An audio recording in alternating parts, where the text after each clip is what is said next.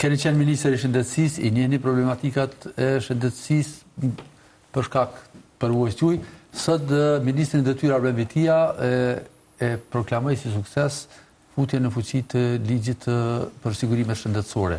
Në fakt, ky ka nisë diku në 2014, nëse i shkojmë kronologjisë rand, që ka nisë kjo, çka është kjo? Pe kur ministër ka Sadik Idris. Domethënë, pe bjen që 12 vjet.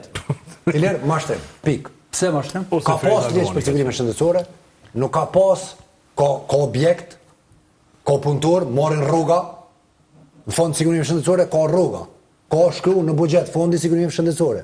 Funksionon ajo? Funksionon, ka rruga, ka buxhet, marrin njerëz rruga. Ka kryeshef, ka drejtora, ka domon funksionon. Qysh e bën tani ligj me këtë do ta themelojmë fondin e sigurimet shëndetësore? E fondi sigurimet shëndetësore ekziston si njësi buxhetore. Zoti Ismail, apo shihni megjithatë këtu një sukses të propagandës së vetëvendosur. Gjithsesi. Kanë arritur me kriju iluzione sikur po e bën prej fillimit. Në fakt pas ka punëtor, pas ka ndërtesë, pas ka seli, krejt po ekzistoi kanë. Copa kush më bën kryeshef, që më thon copa. Po që si vjen me punu për çato. Po tash u kriju përshtypja që sot lajmi i madh, lajmi fantastik, po futet në fuqi ligji. Ka një mashtrim klasik dhe kjo është problemi pse kjo qeverisje e ka kalu. Kjo problemi edhe i partive opozitare. Tash, që keni që si lloj propagande me dominant diskursi. Nuk mendoj që është ashtu. Iler, unë e ndaj një menim tjetër. Po, ka mundësi që opozita gjithë punoj ma shumë, ka mundësi në ashtë hipoteket punoj ma shumë, nuk pe jeki këto. Ekziston kjo mundësi. E ndjejen në teren, njerëz kërkojnë që të kemi një angazhim më të madh dhe e pranoj. Mirë po, propagandën. Nuk është në logjikën e njerë, për shembull, nuk ka qenë logjikën teme. Që unë të punoj si ministër i shëndetësisë, sepse mendësia e me ka qenë dhe ende që ndonë tjetë, që ti aty punon me po do rezultate cilat ti jom fakte atu. Por nuk shet mjegun.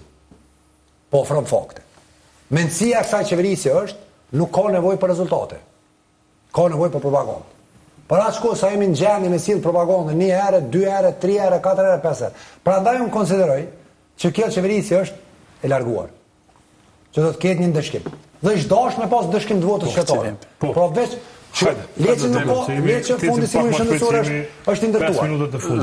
Ke mungesat e ilaçeve të kancerit, njerëz ngriten në ora 2-3 të natës, marrin veturat e tyre, vinë në onkologji, tërheqin një numër që me hy në ora 8 me mujt me marrë shërbimin për kancer, shërbimin mjekësore, gjersa kjo qeveri nuk ka arrit me decentralizu një sistem shumë të lehtë me dhonë atë shërbim në spitalin e Pes, në spitalin e Prizrenit. Mund të zgjidhen këto, Leo po na bën presion për kohën, shumë e thjeshtë është pyetja. Çysh zgjidhet çështja e presidentit, është shumë e thjeshtë pyetja. Pyetja e thjeshtë, e kalojmë atur kur të mrim, domethënë. Ama kur po mrim dhe ura s'pe kalojmë. Po tash, nuk ai që ka pas mandatin kur shkon kryeministër s'ka mujt me kalu. Kur vjen Betri Homza kryeministër, kalojmë bashkë me Juve, s'keni dorë stacion. Zoti Urë. Sepse ai ka një urë, ju kujtohet ai ura, që vata Saradron. Po, atë kon ai. Tash, po du me thonë diçka. Kryeministër Albin Kurti vazhdon kriza. 100%. Kryeministër Betri Homza kemi pas stabilitet politik, kemi pas mundësi bashkëpunimi dhe kemi me të kalu kriza edhe kriza politike. Kemi pas një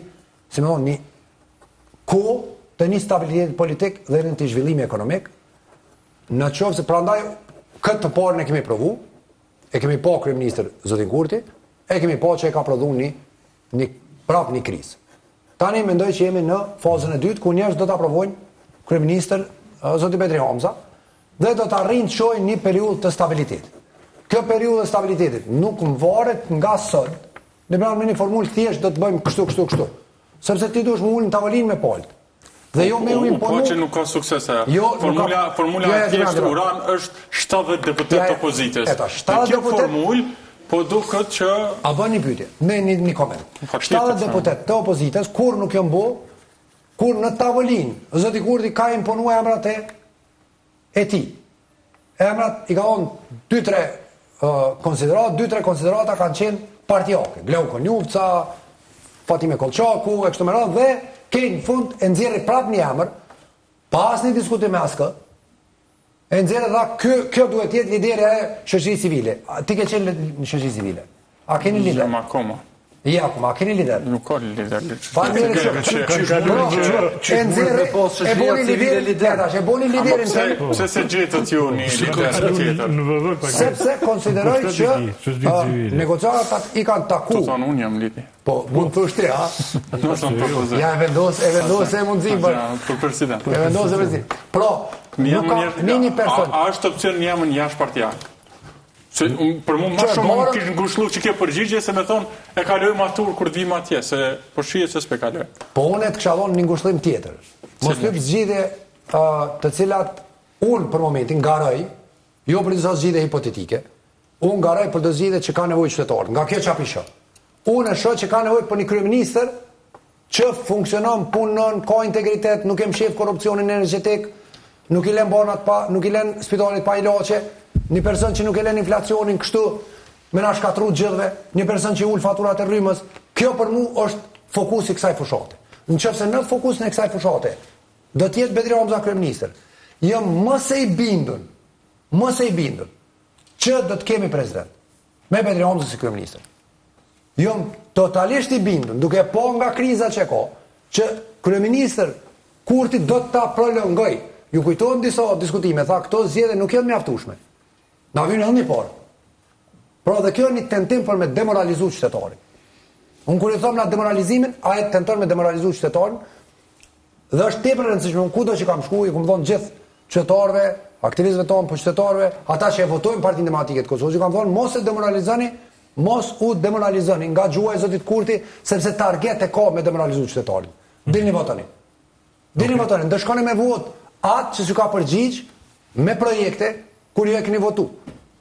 Pra, dhe një person, një PDK sot, që voton PDK-n, ka detyrim kombëtar, shtetëror, me kërsit në derë një personi tjetër që e din që ndoshta se ka votu PDK-n, me i thonë, jepe votën për Bedri Hamzën. Sepse është një person kompetent.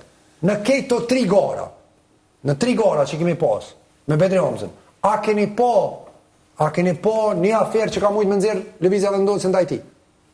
Jo, po një person me integritet, një person me kompetencë. Dhe unë shpresoj që përpos votuesve të PDK-s, votues vetë të PDK-s, do të jenë ata që do të jenë, si më thonë, motor i ndryshimit, që të flasin me fëqinjtë e tyre, që të flasin me gjithë për rreth tyre, që ta votojnë Bedrin si një person kompetent. Dhe fitoria e Bedris nuk do të jetë fitore e PDK-s. Do të jetë fitore ndaj fenomeneve si qënë varfria, si qënë mungesa zhvillimit, si qënë pagat e ulta, si qënë faturat e larta. Ndaj tyre do të jetë fitore.